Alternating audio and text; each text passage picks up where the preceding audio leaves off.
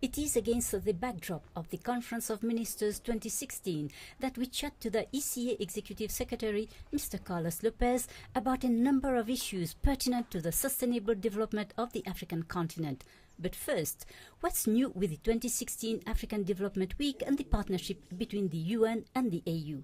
Since the 2015 meeting, when the challenges impeding Africa's growth were addressed, how much progress has been registered on some of the key issues?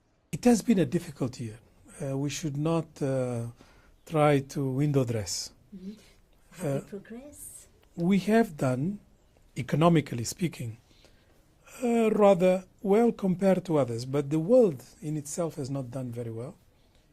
We have a recessive development in many parts of the world, and it affects Africa.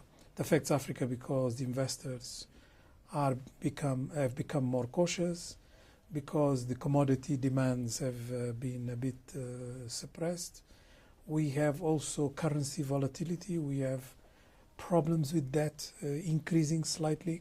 So all of these macroeconomic indicators is scaring some people. Although I think it's highly unjustified because the mega trends are in favor of Africa. It is true that in 2015 we only got 3.7% growth compared to our usual 5. We hope this year will go back to 5.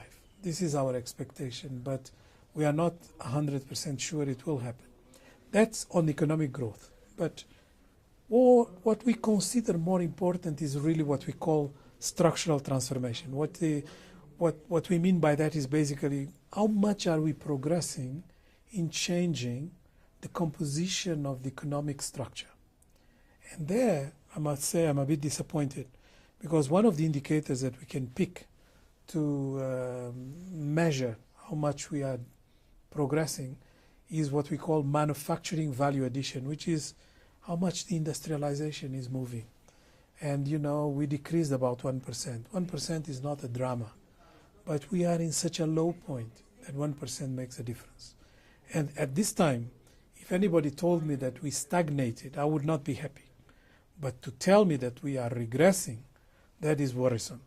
So that's why we have to accelerate some of the proposals and policies that we are discussing. And hopefully this meeting will contribute towards that. In your view, what is the solution or what are the solutions? Well, what I have registered is that the countries that are doing well are countries that have put a level of ambition at a very high turn. And the countries that are not really doing so well, countries that have been a bit lazy in terms of how they deal with strategy. You may be very rich with minerals, but if you don't do a lot of changes in the composition of how you deal with your minerals, you are likely to suffer and your growth is going to stall one day or another. Let me just compare two countries that are neighbors, Angola and Congo. Both are very rich, one on oil, as we know, Angola, and another on a number of other minerals. DRC has done a lot of reforms, and we don't talk about them because we are always talking about the conflict part of DRC. But when it comes to the macroeconomics, they have been one of the best in terms of reforming. So therefore, this year, they will grow at 7.5, 8%. Angola is going to go down from that kind of a level to maybe 3, 4. And that is why I think reforms are so important. So what we need, in one word, is to accelerate the transformation and the policies, but also to increase our level of ambition. Regional integration is a development priority for Africa. It is about getting things moving freely across the whole of Africa. But how fast are we moving? Well, on the regional integration, I think we have progressed a lot because you have two big negotiations taking place right now. The so-called tripartite negotiation between COMESA, SADC, and the East African Community. It's making a lot of progress, and these countries are really integrating in a number of protocols, trade facilitation, rules of origin, and you name it. So it's really going well. On the continental free trade area, which is a more ambitious continent-wide initiative, we are slowing a bit in relation to what was expected because we are supposed to launch this new continental free trade area next year. So we have 1 year to go. And I don't see, sort of the momentum and the excitement that I see with the tripartite. So I would say it's a mixed bag. When it comes to illicit financial flows, I think we have progressed much more because there was the adoption of all the various proposals of policy by the African heads of state. And we identified very clearly that there was a part the Africans could do, but the majority of the measures had to be global. To my surprise, some countries are actually collaborating very well. Like, for instance, the United States has done a lot of work to respond to the proposals of the report. We also saw a lot of interest on the part of OECD.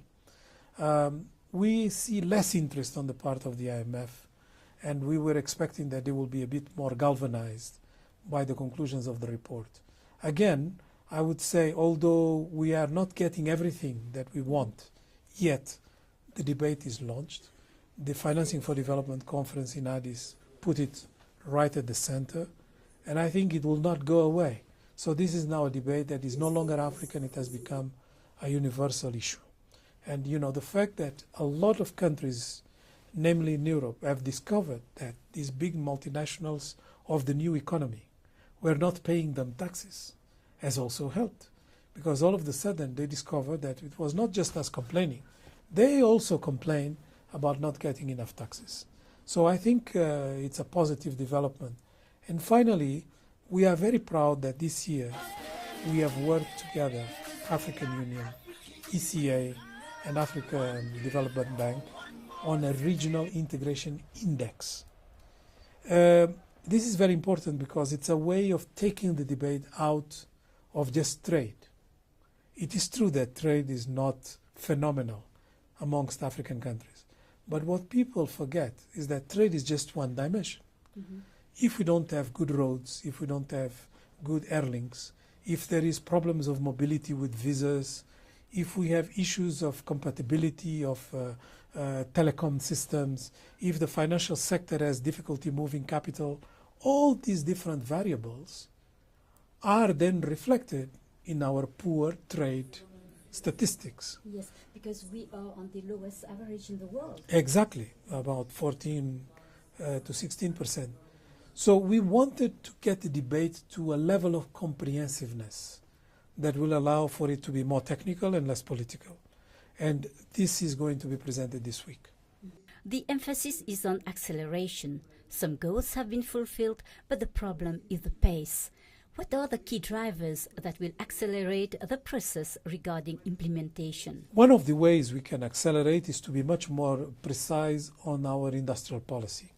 So this year we are completing our series on industrial issues relating to Africa with the 6th and 7th report on this matter.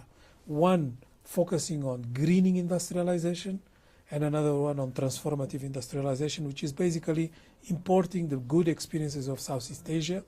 Not only Southeast Asia, but that one in particular. We have Professor Ajun Chang, which is a very well-known author from South Korea, that is going to be with us. So we think that time has come to be much more precise in the implementation of industrial policy. Some countries are doing it. I will count around 10 in Africa, but 10 out of 54, you will agree with me, is not yet very impressive. So we need more. Then a second way of accelerating is to make sure that we become much more concerned about some issues that have not been very central to our agenda. One is corruption, because we have been influenced by external perceptions of corruption. And when in fact what we need is to fix our fiscal systems, our tax systems, and not so much, whether our leaders are corrupt or not corrupt. This kind of discussion, I don't want to minimize it, but there has been too much slogan discussion, not based on research, on data that we are now collecting. And our report on corruption perceptions that we are going to launch this week is going to put the finger into that type of issues. And then another one, for instance, is blue economy. Because we all often talk about how much stolen Africa is of its mineral rich. But what we don't talk as much is how much our seas and our waterways are stolen as well. Probably much worse. And also, we don't take into account the possibilities that the blue economy offers us to industrialize. Because, you know, we have an internal African market that will benefit from a better port structure.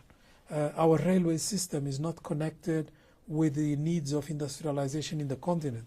Is related to exporting minerals without being actually transformed. So all these things are part of understanding the potential of the blue economy. And I think this is another debate that we are going to have. Yes, we've been talking about this issue, you know, this challenge of infrastructure for a long time now. Well, but we have done a lot of progress on infrastructure. This is one of the areas where we'll never be completely happy. Because according to the best estimates, we need about $90 billion a year of infrastructure investment to get things right. And we are getting about half, a bit more than half. So we have a huge deficit. The issue is, how can we find the money to fund this deficit? Because we have never built as much as in the last 5 years. In fact, in the 5 years that just passed, we have invested more on infrastructure than the previous 15. So it's accelerating. But we need so much. And where are we going to get the money? So one of the discussions that are important to have, and it's linked to what I was saying about taxes and fiscal policies, is to make sure that we increase slightly our tax pressure. Because our tax pressure in Africa is very low. People don't like to pay taxes in Africa. If we just increase it by 1%, we take care of the infrastructure deficit. With regards to Africa's international economic relations, it has to be a win-win partnership. How do you see the future of such a global partnership? The most important aspect is for African leaders to understand that the way we are discussing aid is counterproductive. Not that I'm against aid, but I think aid should be a booster of domestic resource mobilization. Aid to do things that we are supposed to do through the state apparatus is not really a solution. I'll give you the example of agriculture. You know, aid has been pouring about $10 to $15 billion into the agricultural sector in Africa every year. They've been doing this for 30 years. Our productivity gains are marginal. We have not changed agriculture in Africa. Why? Because the focus is on poverty reduction, resilience, and food security. How can one be against poverty reduction, resilience, and food security? Nobody is against. But the problem is that if you just focus on those three, you don't treat agriculture as an economic sector. You treat it as a social sector. So we are having a moral discussion, not an economic discussion. And I want it to be an economic discussion. So that's one example.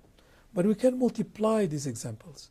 So what we expect from aid is a completely different way of operating. The same goes for how we deal with investment. The characteristics of risk are diminishing the possibilities of Africa attracting more investment. So we have to deal with why are these risk perceptions so resilient, so permanent. Partly is our fault. We are, for instance, looking this week on investment treaties. We sign investment treaties that we think are going to attract investment because we give everything away and we think that is going to be the attraction. It doesn't work. Actually, we can demonstrate that countries in Africa that receive the most are the ones that have the toughest conditions. Why? Because the investor is looking for predictability, not facility. Of course, if they can push you, they will. That's normal. That's part of the market. But I think we really don't treat some of these issues the way they should. Like trade is another example. So if I just take these three, you know, the way we deal with aid, trade, investment, is not in favor of Africa, but it's mostly the fault of Africans. They have to change their mindset. What should be the priorities? Mindset change. Because the moment your mindset is changed, will negotiate in a very different way. Will negotiate with knowledge. Will negotiate with strategy. I'll give you one example with China. Everybody in Africa thinks that China is our number one economic partner. China is our number one trading partner. And there's a big difference between being your economic partner and your trading partner. Because China is only number 7 in investments in the continent. That is very low. I want more from China, not less. Because if you just have 7 position in the ranking, it means it's very, very small. The continental stock of Chinese inward investment is about $23 billion. China last year invested in Europe $23 billion. That was 1 year. In Africa, they have $23 billion of stock. That's what they have been doing for the last 20. And how has it, what has been the impact now with regards to what happened in China on the continent? Of course, from the trade perspective, we are seeing a stalling and even a regression in some areas. But the Chinese government has announced $60 billion of investment for 3 years. If it materializes in 3 years, then we'll see an important paradigm shift where China, instead of being interested in Africa more from a trade perspective, will be much more on the investment perspective. That is a paradigm shift in many ways, and it would have been a crisis that did not go to waste. Yeah. And with regards to the commodity crisis that we have known since the beginning of the year? That would be something to worry about, because commodities in general have super cycles, and they go up and down, basically. It's not because the economic activity changes that much, but it's partly responsible for that. But a lot has to do with capacity to stock. Because now, for instance, it has been discovered that China has huge copper stocks, so it doesn't need to import new ones. The same happens with oil. So how do we address these issues? Partly by having much more say in the global chain of each one of the commodities. And Africans have not done their homework properly. For instance, they deal with traders more than those who purchase their commodities. A country like Zambia sells almost all its copper to China, but on paper it sells it to Switzerland because the traders are in the middle. Mm-hmm. And coming back to the economic sustainability of the continent, Africa is one of the fastest growing economy, but this doesn't tie with the reality on the ground. What can an institution like the ECA do to reverse the narrative of non-inclusive growth of the continent? We have 2 problems. The first problem is that no matter how much we create in terms of wealth and employment, the population is growing so fast that if you say you are just creating for the ones that exist, you miss the boat, because you have many more people coming downstream. So that's one problem. A lot has happened in Africa, but people continue to see as many poor. Why? Because the population is growing. The second problem we have is that we don't transform enough the economy. If we had industrialization, it creates a lot of jobs. It becomes more inclusive. If most of our growth is generated by internal consumption, by a small elite, then of course, you are not going to see the growth on the ground. Or as the Nigerians like to say, it's a growth that we cannot put in the pocket. Mr. Lopes, lastly, what is the one thing that you have been most proud of during your term? The change of narrative, using statistics to tell a different story about Africa, and making the difference in terms of trying very hard to counter perceptions about the continent that are not true. Not to glass over the problems, not to window dress Africa, but to have this discussion based on real facts, because that's the only one that will allow real change.